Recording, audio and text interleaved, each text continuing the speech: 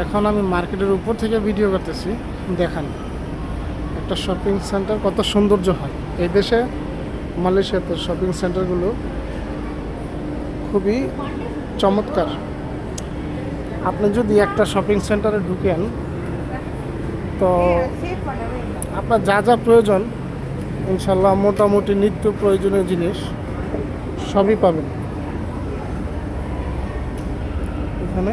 আপনি সবই পাবেন, কোনো কিছুর জন্য অন্যত্র যেতে হবে না। যে কোনো একটা শপিং সেন্টারে ঢুকলেই আপনি সব কিছু পাবেন, খাবার থেকে শুরু করে আসবাবপত্র যা যা লাগে নিত্য প্রয়োজনীয় জিনিস।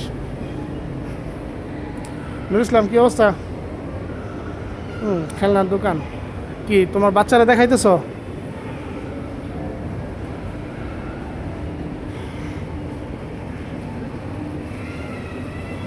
আসো আমরা নেমে যাই।